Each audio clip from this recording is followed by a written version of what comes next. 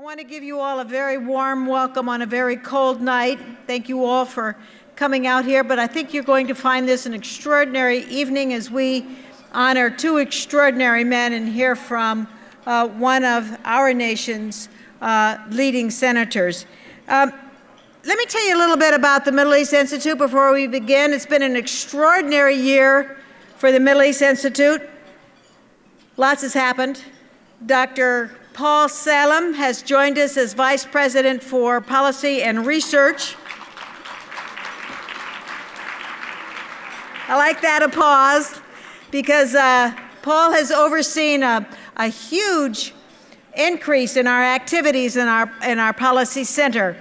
Ambassador Robert Ford has joined us as a senior fellow. And we all know him. We see him every time we turn on the TV or open up the Washington Post or the New York Times talking about Syria. Steve Simon, who was recently a senior advisor on the Middle East in the White House, has joined the Middle East Institute as a senior fellow. Dr. Rhonda Slim is now the director of a new initiative, the Middle East Track 2 initiative on conflict resolution.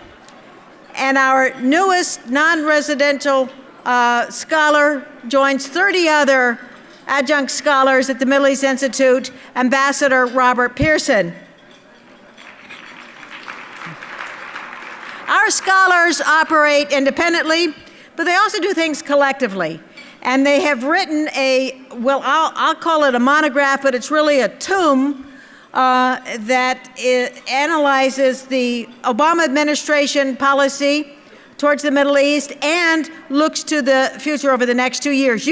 We'll provide you a copy of this, and you can find it at a table at the back of the room. I encourage you to read it. It's very insightful. And I'd like to give a little shout out to MEI scholar Alan Kiesweather, who oversaw the collection of this monograph. Alan wrote a really insightful overview. So please take a look at it on your way out. You're welcome to grab a copy. A second major initiative in 2014 at the Middle East Institute is the creation of an International Advisory Council. This is a council that operates in parallel to our board. We have very distinguished American officials and foreign officials who are on it. 3 of them are here tonight: Eddie Zwider, Tom Pickering, and Shafiq Gabre. Others on the International Council, there are names that you know well: Representative Congressman Lee Hamilton, Secretary of State of the UAE, Anwar Gargash, Ryan Crocker, Frank Wisner, Richard Debs, General Tony Zenni, Sandy Berger, Ambassador Jim Smith, and CEO of Northrop Grumman West Bush. Very distinguished group. There are other significant initiatives at the Middle East Institute, but don't worry, I'm not going to talk about them right now. We have dinner to eat, but I can't promise that I won't come back to it later, because I will. At the end of this evening, I have a surprise for you. I think you all will be very, very interested in it, but you're going to have to stick around to the end of the program to share our surprise. Right now, I would like to introduce a very extraordinary man, our chairman, Richard A. Clarke, who will in turn introduce our keynote speaker, Senator Tim Kaine of Virginia.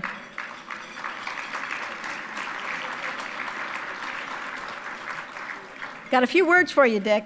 I got to introduce you first, because here is a Renaissance man in the truest sense of the word. He has made his mark in several and diverse fields. Many of you who are here from the State Department can attest to the fact that Dick always was the fellow at the table who thought of the creative solution to a problem that would come on, and more importantly, he was able to get it done. He was able to implement that policy, and that made him special, even in a bureaucracy that sometimes was resistant. When he went to the White House, where he served for an impressive 10 consecutive years to both Republican and Democratic presidents, Dick put people first, and he put his nation first above partisan politics. And now in retirement, Dick is writing books, among many other things. He's written 2 international bestsellers in 2 different fields, Against All Enemies and Counterterrorism, and Cyber War in Cybersecurity. And he's writing, and you don't know this, he's writing his 4th novel now, and I'm going to predict that he'll get an international bestseller in that genre as well. So please welcome Richard Clarke, our chairman.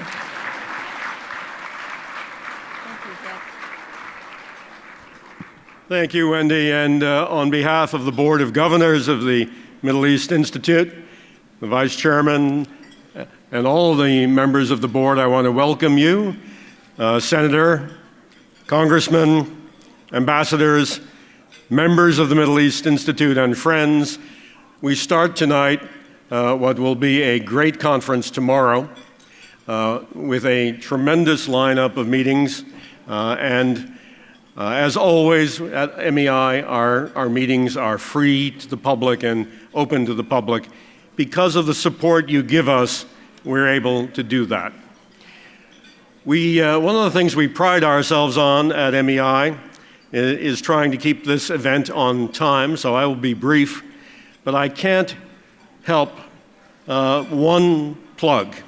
I want to ask all of you to thank the team that put this great dinner and this great conference together, and the team that has led MEI for the last several years into its renaissance, its rebirth, Ambassador Chamberlain, Kate Seeley, and the entire team at MEI.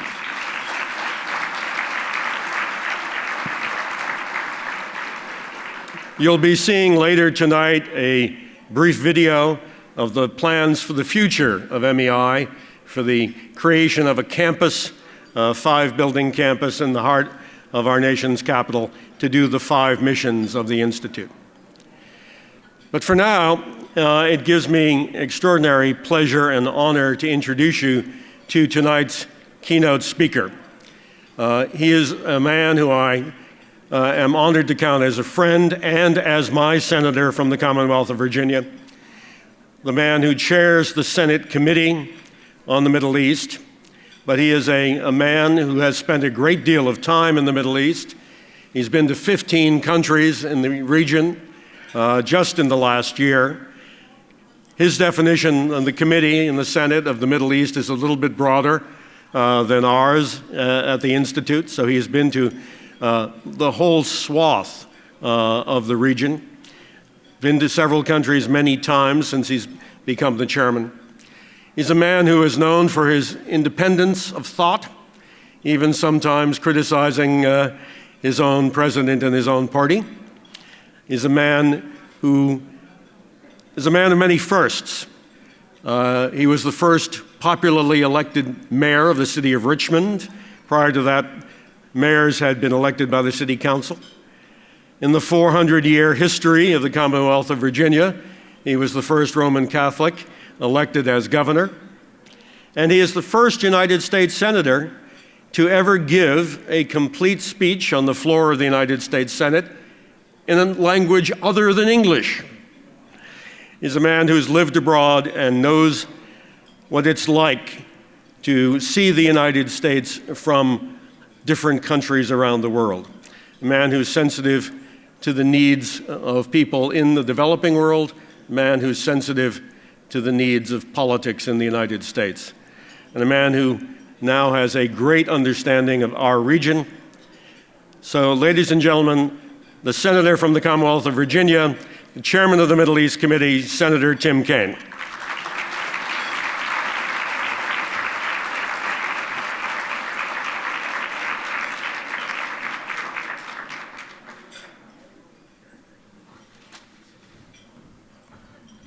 Well, good evening to all. And please continue to eating. Don't clink too loudly while I'm talking, but please continue. This is a warm and hospitable gathering. It's going to be a wonderful evening. I'm so honored to be here. I want to thank Richard Dick for his kind comments, overly generous. I'm going to be self-effacing in some of my comments and be honest about what I know and what I don't know. And I feel like I'm in a room of wonderful experts. The Middle East Institute is a superb organization under the leadership of Ambassador Chamberlain. The addition of Ambassador Ford is huge for the Institute. Dick Clarke is such a spectacular leader. This is an organization that is a very powerful one, and I was incredibly honored, Wendy, that you had asked me to come and speak this evening.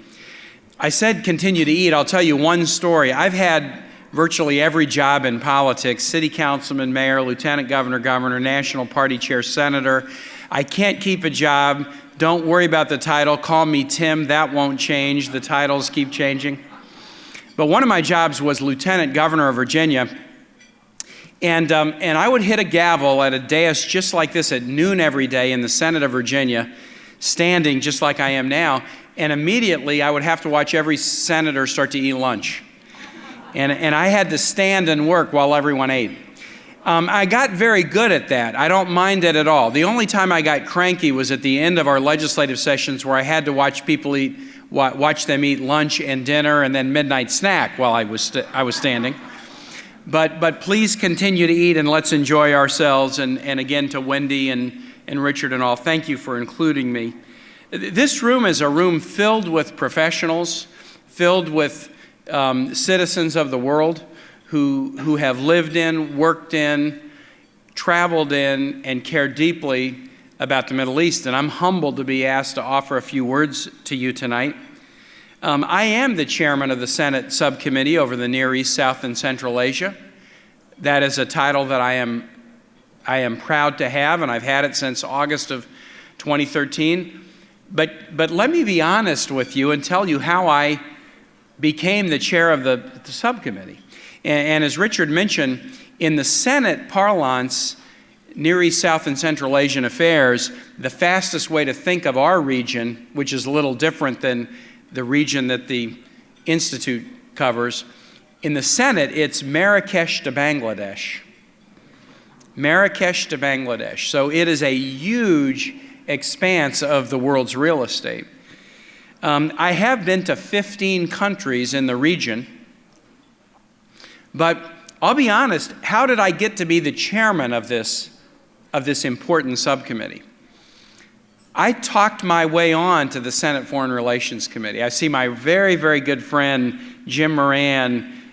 We're going to miss Jim Moran in Congress so much, please. Jim knows this story. As a new-coming senator in 2013, I was put on the Armed Services Committee, which there is a traditional Virginia spot on the Armed Services Committee. I'm one of the few people in the Senate who have a child in the military, so I was on the Armed Services Committee. I asked Senator Reid if I could be on the Foreign Relations Committee, my leader, and he said, we don't put people on the Armed Services and Foreign Relations Committee. And I said, well, let me make an argument. And he goes, okay, make an argument.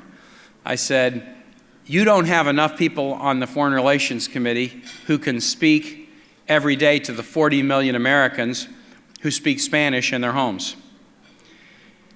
And so he said, that's a pretty good argument. I'll put you on the Foreign Relations Committee. I lived in Honduras for a year, and I am fluent in Spanish. I'm no Cervantes, but I'm fluent in Spanish. And I stood up on the floor of the Senate and delivered the first speech that anyone had ever given on the Senate floor in a language other than English, which surprised me. I did not know that. But a month and a half after I did that, I became chairman of the subcommittee over not the Western Hemisphere, but Near East, South, and Central Asian affairs. How does that happen? It happened because I was the junior senator on the committee. And like the old Life cereal commercial, let Mikey try it. There was an attitude, and I'm going to be honest about it. There was a little bit of an attitude of, it's the headache zone. The chairmanship became open. Who should take it? Kaine's the junior guy. Let him take it. I'm being honest here. I didn't become the chairman of this region because of my expertise, although I've had a passion about the region, and I had traveled to the region before I was in the Senate. I became chairman of the region because there wasn't anybody vying for the spot when the chairmanship became open.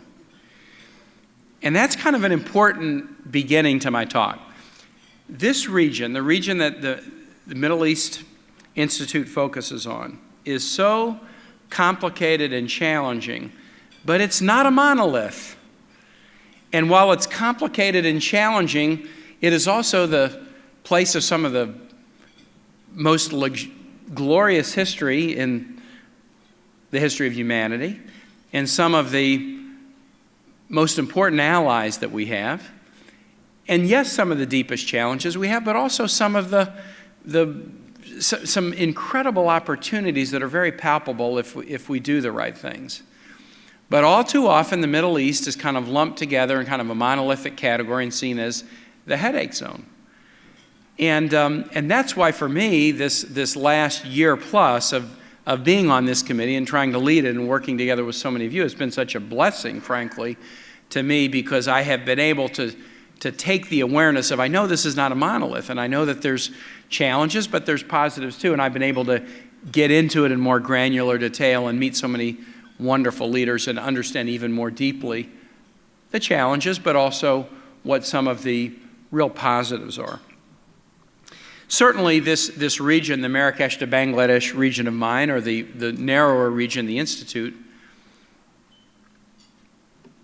was formed to provide focus to, has some of the toughest, most challenging situations in today's world, certainly. But it also has some of America's strongest allies and some of our best opportunities going forward. What I hope to do briefly, and I know there's more business tonight, we're going to have some wonderful award recipients, and I know everyone wants to hear from them, but let me just do a couple of things. I want to offer a few thoughts about, from being a passionate citizen of the world, just as you are, caring about this region just as you do, and 15 months as a subcommittee chair, offer just a couple of observations about the region, big picture. I want to talk about the current issue that is probably most on our minds in Congress as we talk about the region, which is the threat that ISIL poses. And I know tomorrow you have a very full day, and this will be a significant point of discussion. And I want to finish in getting really specific about a passion of mine, which is trying to convince my congressional colleagues that action against ISIL should not just be by presidential fiat. It should only happen if Congress debates and embraces and votes on it. And I'm not going to talk about the constitutional argument, but I want to say when that debate happens, and it will, I'm now convinced that it will, may not happen soon enough for me, there will be two strategic questions vis-a-vis an authorization of military action regarding ISIL that are important strategic questions for the moment, but are also big picture strategic questions going forward about the role of America in the world, and especially the interrelationship between America and this region. So let me talk about general, let me talk about ISIL, and let me talk about the debate that we're going to have about military authorization. General.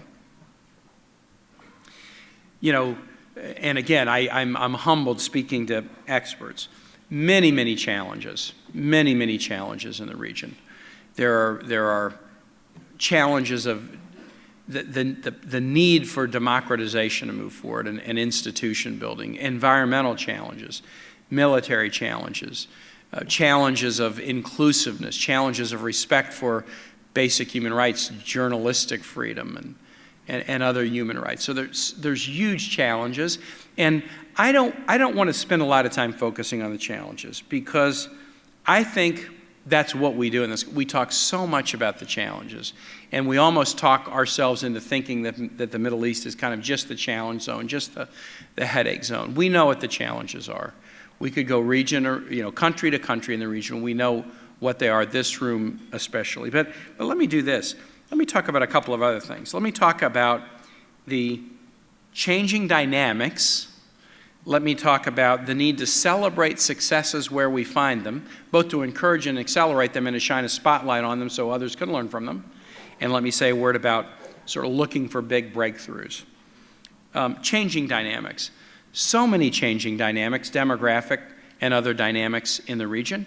and even changing power dynamics between countries. Those things happen sort of with or without us. But one dynamic that is changing significantly that is on us is America's dramatically different energy profile. You know, we have gone from net importer to soon net exporter and soon largest energy producer in the world. And that changes the dynamic of our relationship in the Middle East so significantly and so fundamentally. And I'm not sure any of us in the policy world have really put our arms around and fully understood all the changes that will result because of America's energy revolution. We had a major vote in the Senate yesterday about the Keystone Pipeline. But whether it's a vote on a particular project or not, we are rocketing forward in energy production. We are rocketing forward in new technologies. And that changes our relationship to many of the nations that are in your purview. And that changing dynamic, there's changing dynamics within the region, demographic dynamics, but the changing dynamic of U.S. energy will be a key factor going forward. And certainly it causes significant concern among many nations that we have been traditionally allied with. There is sometimes an inchoate and sometimes a spoken concern, maybe you won't need us so much. And maybe if you won't need us so much, you'll turn your back on us and you'll move away and you'll disengage. That would be a huge mistake for us to do as our energy profile changes, to disengage, but the nature of the engagement will be very, very different.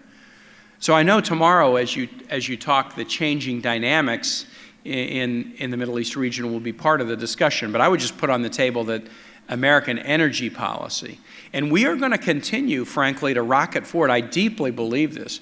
We are moving forward dramatically from heavy carbon to middle carbon to low carbon to no carbon in this country. And it's a very good thing. And a lot of it is not being driven. Jim, I wish it was being driven because it was all policy decisions where we were really smart. Some of them are CAFE standard increases, but some of what's happening is just American innovation moving us into a new energy place because there's business opportunities, but also because of a concern about climate issues that affect my state so deeply. Hampton Roads, the second largest metropolitan area, is the second most affected region in the country in terms of sea level rise. That changing energy dynamic is something to grapple with as we contemplate our relationship with the Middle East. Second point I want to make is let's celebrate success. There are some great successes. Tunisia, I recently visited Tunisia, and the country that sounded the opening gong on the Arab Spring had parliamentary elections last month that worked out in a pretty positive way. You know, we can't overestimate, we can't offer big picture predictions going forward, but I think this is reason for applause. And there will be presidential elections soon that I also think are going to, that are likely to work out in a positive way. And in Tunisia, it was an Islamist party that after the initial brush of we want to embrace democratization, an Islamist party that was in majority power in Tunisia saw the situation devolving back to something unacceptable and said, we will voluntarily step back from power and appoint a technocratic, in all the good senses of the word, government for a period of time. We will draft a new constitution. We will try to allow democratic institutions to flower. We will engage professional associations and labor and the civil society, not just the government, in making this happen. And they're making it happen. And the possibilities of this moving continually towards success and then being a great example of a Muslim nation that is embracing small d democratization and doing it in a way that is inclusive and respectful of multi-parties and multi-traditions, it could be a game changer. Now, you know, again, we can't put too much weight on the shoulders, but so far there have been good steps forward. Who's hearing about Tunisia as we're talking about the region right now? Who's hearing about this? Who's hearing about advances in Morocco or advances in other nations. There's no nation that I could bring up anywhere in the world, including the United States, where someone couldn't point out a counter trend, right?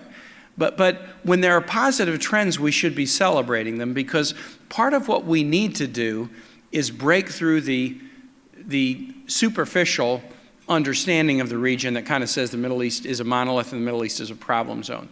There's some great opportunities moving forward. And so the second thing I would say about the region is there are successes, and it's up to all of us, and no one knows them better than you to try to celebrate the successes. And the last point I want to make before I move to ISIL and the authorization is, let's look for real breakthroughs. Now, there's an opportunity for a breakthrough on the table right now, and we're here in the week, and my mind is very focused on the negotiations with Iran over their nuclear program.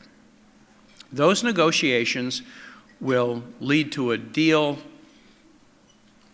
or will lead to no deal, or will lead to, we're not there yet, we need to continue to talk. Right? So those are the three options, and I'm not going to handicap them. I had 2 meetings about this today. Come this weekend, we will see what the outcome is, and then we'll have to grapple, the United States and other nations, with this.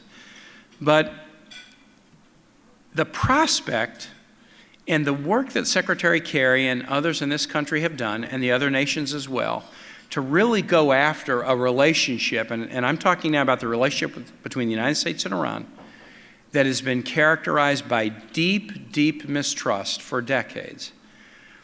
The prospect of even trying to find a deal that could lead to an Iran without nuclear weapons is the potential for a breakthrough. Most change in life is incremental advances toward goals. And it is very important to find leaders who know how to incrementally advance to goals. I did that as a mayor, I did that as a governor. But I'm not sure as a mayor or governor I ever was part of a breakthrough that really changed the paradigm.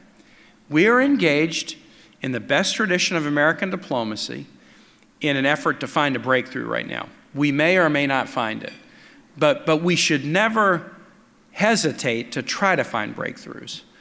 And the discussion with Iran over their nuclear program, some criticized the president for even going down the path of trying to find a deal. Some didn't like the notion of an interim deal. Their view, and I viewed this as naive, is, do a final deal or don't do anything. In relationships characterized by mistrust, you cannot do a final deal or nothing. You have to do interim steps where each side has some obligations and each side can test whether others meet the obligations. So we're going to have a challenging discussion about this in Congress and in the country and in the globe and in the region. That deal, even the most positive deal, will scramble things within the region and change the dynamics in ways that will be very, very difficult. And I know this will be a topic of the discussion and how timely this forum is. But in the region, we need to look for breakthroughs. We need to push for breakthroughs. We need to be candid enough to acknowledge if we can't reach them, we can't reach them. But we can't hold our ambitions back, and we can't hold our aspirations back to really find paradigm shifts. And we're in a week where we're talking about something that would be a huge paradigm shift. Move real quickly and talk about ISIL and then what I think Congress needs to do. The threat posed by ISIL, in my view, is a very serious, significant, growing one. ISIL right now does not, in my view, pose an imminent threat to the United States, but the threat it poses to us, to our allies, to our friends in the region is serious and growing. I don't think I'm saying anything that would be hugely controversial in this room. The controversial point, the challenging point, is what the response of the United States and the global community should be. It should not be a purely military response. There's no purely military response to this threat that will be successful. I am of the belief that there are military responses that are indeed necessary if they're appropriately defined, but there is no purely military response to issues of radicalization. There is a deep hunger for opportunity. There's a deep hunger for democratization. There's a deep hunger for the end of corruption. There's a deep hunger for governments that don't in sectarian ways, prefer some and deeply abuse others. That's all part of this, and so the solution cannot be a purely military solution. I visited with Senator Angus King of Maine, who's a great colleague in the Senate. We visited the Al Udeid Air Force Base in Qatar in October to see the beginnings of a coalition effort to try to deal with this. And I'll just be candid, very nascent, very early, but the extent of real coalition thinking and trying to think about what to do and when to do it and when to hold back and when to restrain and when to be strong, I found my observations of that decision-making to be, I was impressed walking away from it. Many questions still, but I was impressed.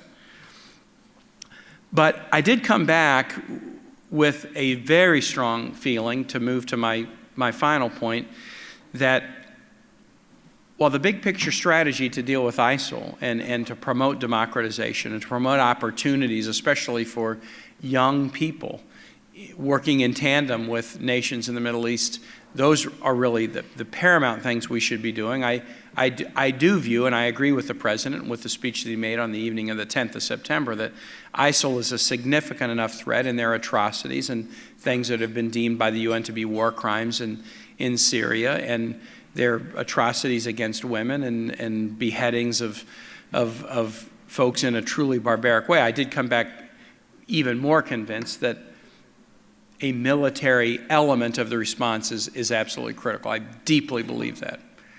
But I definitely believe this as well. After 13 years of war in Iraq and Afghanistan, there is no way that the American public or members of Congress should allow a president of the United States, even a president that I like and consider a friend, even a president who has advocated a rationale that I find compelling. There is no way that we should allow a president of the United States to initiate a new war without a congressional debate and a vote, period. There is just no way this should happen without a congressional debate and vote. If we've learned nothing else in 13 years since 9/11, we should have learned that thorough and vigorous debate between the President and Congress is what educates the American public. That debate is no guarantor that the decisions will be right. Let's be honest about that. But a full and vigorous debate and a congressional vote is more likely to produce a better result than unilateral presidential action. When the President announced in early August, after Congress had gone into recess, that he was initiating airstrikes against ISIL, because they posed a threat to American embassy personnel in Baghdad and consulate personnel in Erbil, that was within the President's Article II powers to do, to defend the United States and our embassies, under broad understanding of what presidential power is. But by about mid-August, when the President said, well, no, we need to go on offense against ISIL, we need to take steps to retake dams that are not threatening American personnel, or we need to do important things for humanitarian purposes for Yazidi refugees, very important purpose, but not a threat to American life. We moved beyond the defensive mission where a president can act unilaterally to an offensive mission that needs Congress. We've got to have Congress step up and engage in this debate and have a vote. And I am so discouraged that once we moved into an offensive mode, that we in Congress did not do that. We took a 7-week break before the midterm elections without saying a mumbling word in Congress about this war. And we're, according to recent announcements in the House that I've heard, there's a hope in the House to adjourn on the 11th of December.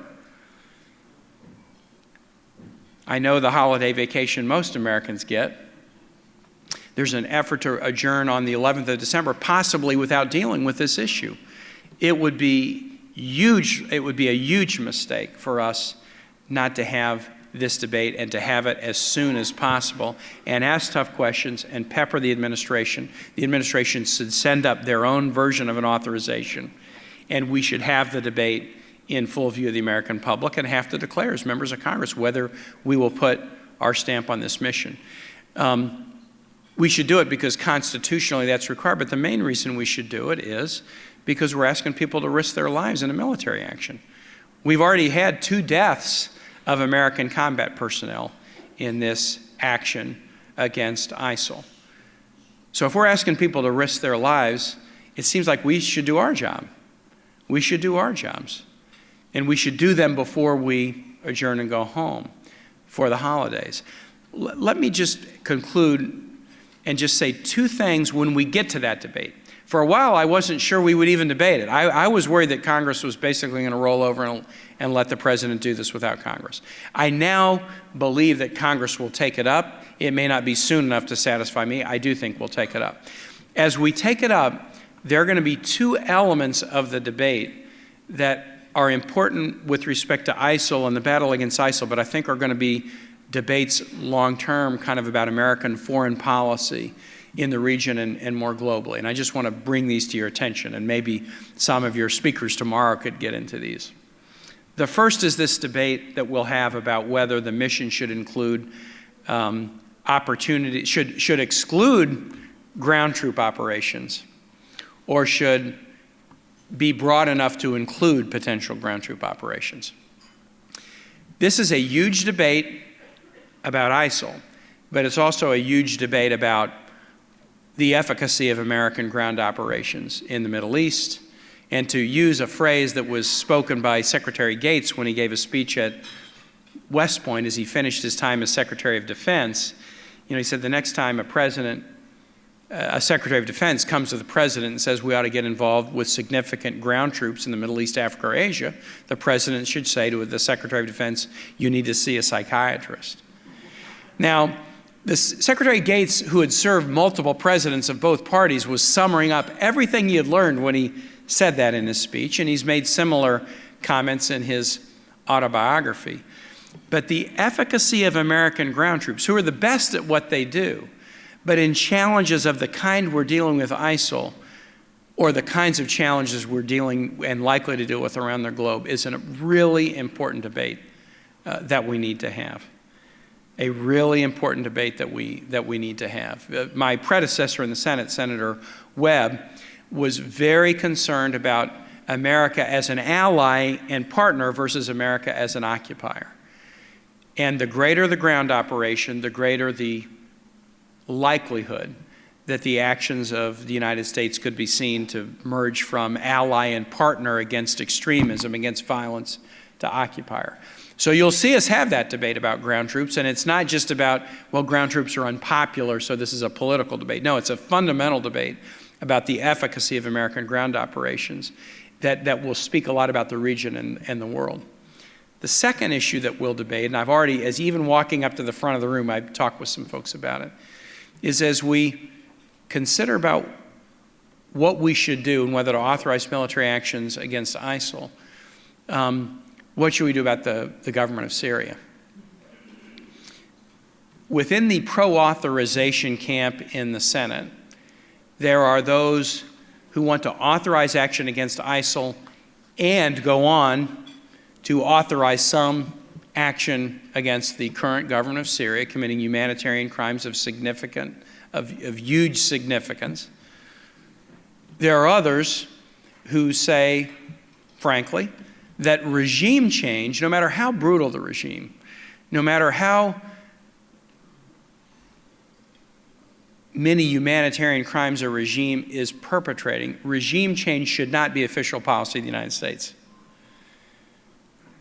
And you will see the debate about the battle against ISIL, and in particular what to do in Syria. You will see a very significant internal debate about Syria around this issue of the current government of Bashar al-Assad. I voted for military authorization of the Foreign Relations Committee in August of 2013 to use military action to punish the Assad regime for using chemical weapons against civilians. The president's proposed mission was to deter the use of chemical weapons against civilians. If the president's proposed mission had been to change a regime of a country, I would have voted against it.